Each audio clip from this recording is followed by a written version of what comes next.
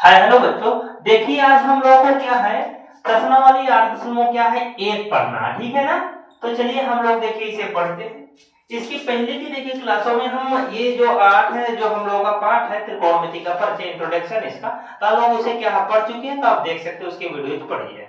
तो देखिए हम लोग का जो पहला तो कह रहा त्रिभुज क्या है, एबीसी है, जिसका कोण बी क्या है, समकोण है, और यहाँ एबी का एक वैल्यू दिया। तो देखिए क्या कह रहा है, AB का देखिए एक मान दिया है, क्या दिया है यहाँ AB के क्या है 24 सेंटीमीटर। और देखिए यहाँ दिया गया है BC दिया है 7 सेंटीमीटर। और कह रहा देखिए ज्ञात क्या करना है इसमें, तो कह रहा साइन A और आपको क्या cos A का मान ज्ञात करना है।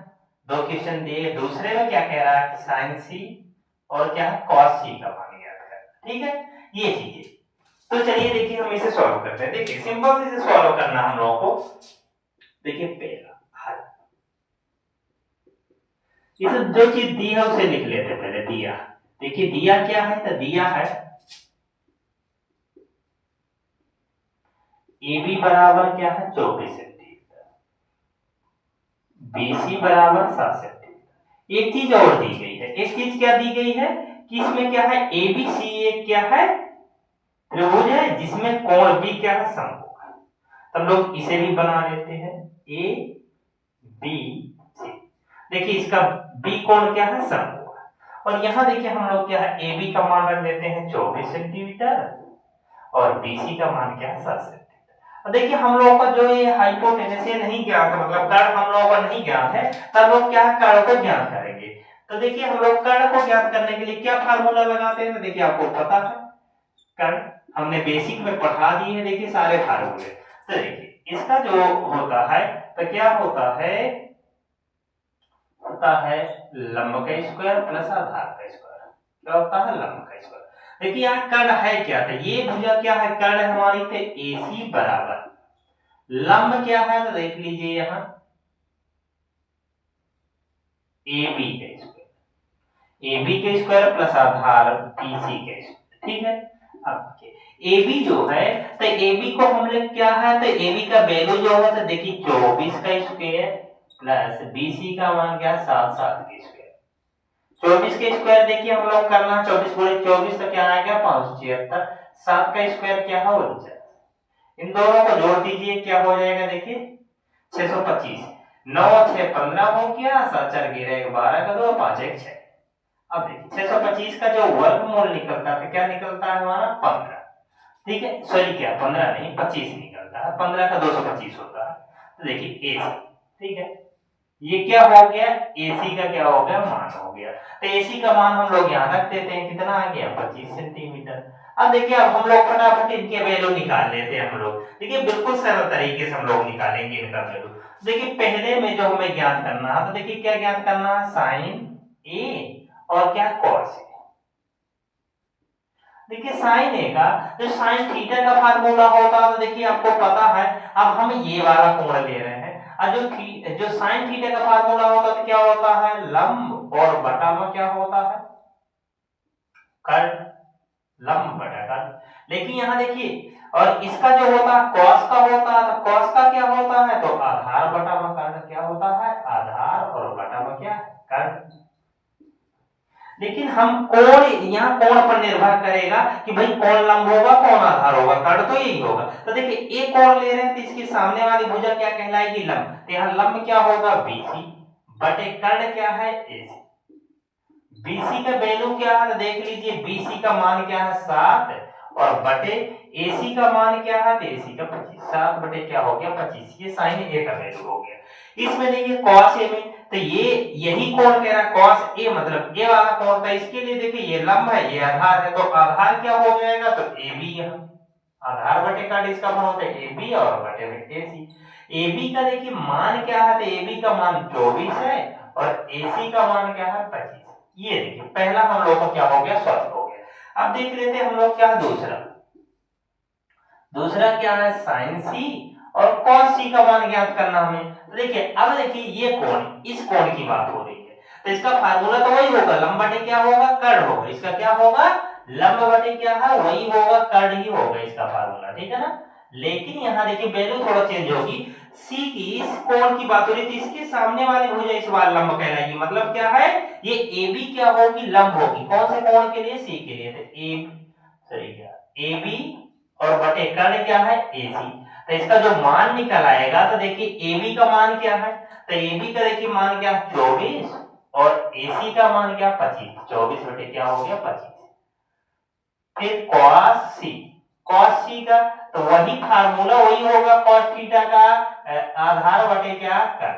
लेकिन यहाँ आधार थोड़ा चेंज होगा इस कोण के लिए। देखिए इसके लिए ये लंब होगा तो आधार क्या होगा, BC, BC बटे कर्ण क्या है, AC। तो BC का देखिए मान क्या है, तो BC का जो वैल्यू है, तो BC का देखिए मान क्या 7 और कर्ण का मान क्या है 25।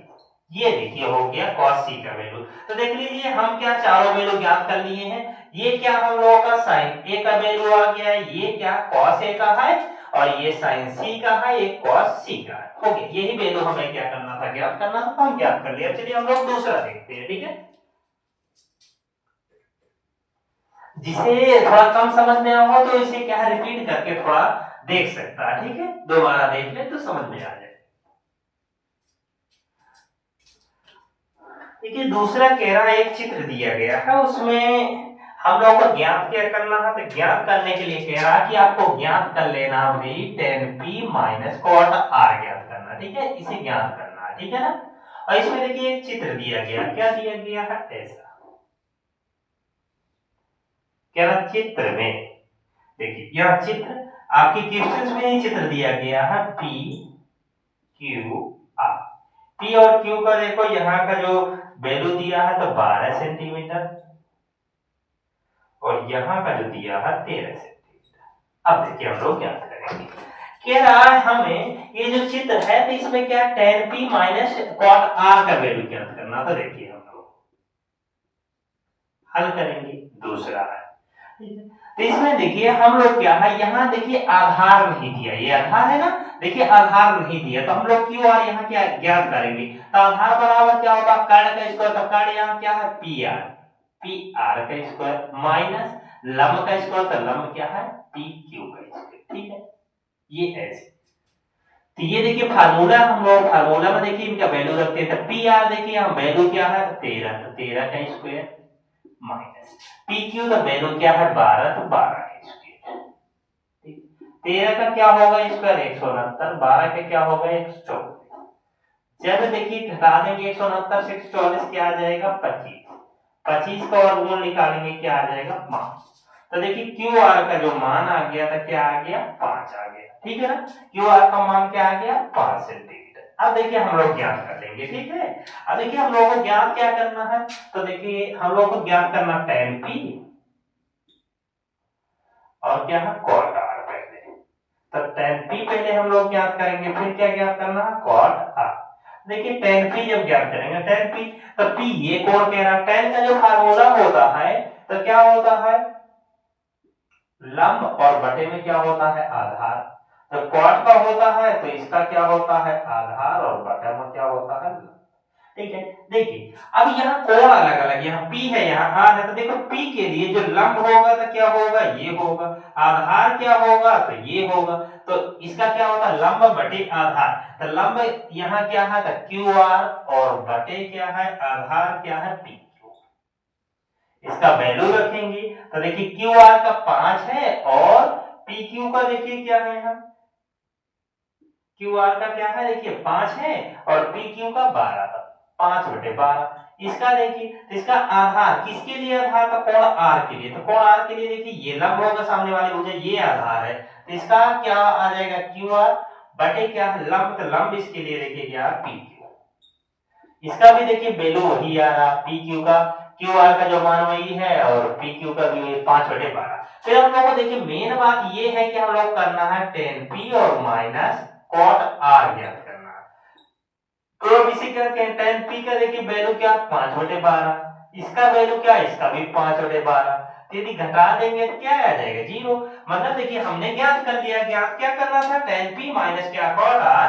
तो tan p minus cot r का वैल्यू क्या आ गया, तो tan p minus cot r का वैल्यू क्या आया है, 0। यही हमें क्या करना था, ज्ञात करना था, हमने ज्ञात कर लिया। अब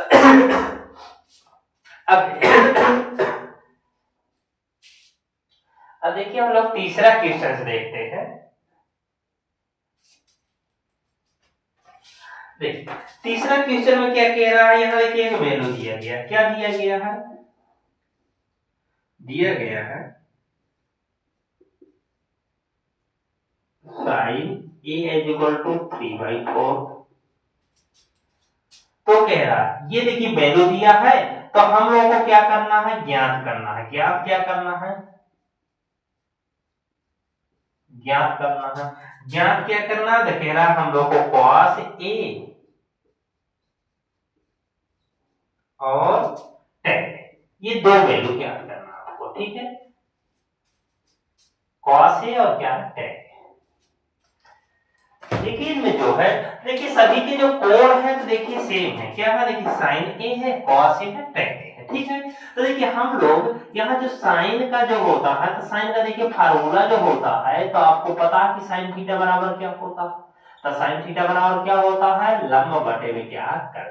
मतलब एक वैल्यू यहाँ क्या दी गई है, तो देखिए एक ऊपर की जो वैल्यू है, तो यहाँ क्या है, तो लंब है, लंब बराबर क्या हो जाएगा, लंब बराबर देखिए यहाँ क्या 3 है।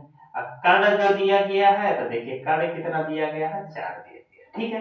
तो हम लोग यहाँ ज्ञात क्या करेंगे, जो दिया नहीं है तो आधार नहीं दिया, तो आधार का हम लोग फार्मूला लगाएंगे, ज्ञात कर लेंगे। तो क्या होता है, रूट में कर्ण का स्क्वायर माइनस लंब का स्क्वायर, ये क्या हो गया फार्मूला। इसमें देखिए कर्ण का स्क्वायर मतलब क्या है, 4 का स्क्वायर रख देंगे, और यहाँ लंब का स्क्वायर मतलब क्या है, 3 का स्क्वायर।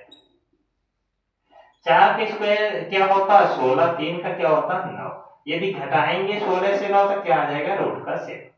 ठीक है, देखिए यहाँ आधार क्या आ गया, हम लोग का आ गया। अब हम लोग उनका मान ज्ञात करें, आधार हम लोगों का क्या आ गया, √7। अब हम लोगों को ज्ञात क्या करना है, तो हम लोगों को ज्ञात करना है cos ए। ठीक है, तो देखिए cos ए हम लोग ज्ञात करेंगे, और क्या ज्ञात करना है, tan। पहले हम लोग देखिए cos ए ज्ञात करते हैं, फिर हम लोग क्या ज्ञात करेंगे, tan ए। देखिए cos ए का जो फार्मूला होता है क्या होता है, आधार बटा में क्या है कर्ण। तो देखिए ये ज्ञात हो गया, आधार बटा कर्ण इसका होता है, आधार का वैल्यू क्या आया है, रूट का क्या है 7, और कर्ण का क्या है वैल्यू, 4 है, √7 बाई क्या हो गया 4 इसका मान। जो इसका होता है tan थीटा का फार्मूला क्या होता है, तो लंब और बटे में क्या होता है, आधार। तो देखिए लंब क्या है, यह लंब बटे में क्या होता है, आधार। तो लंब क्या है 3 है, और आधार क्या है, √7 है। ये देखिए ये इनका वैल्यू हमें ज्ञात करना था, तो हमने इनका वैल्यू क्या है ज्ञात कर लिया। ऐसे ही आपको क्या कर लेना है, ज्ञात कर लेना।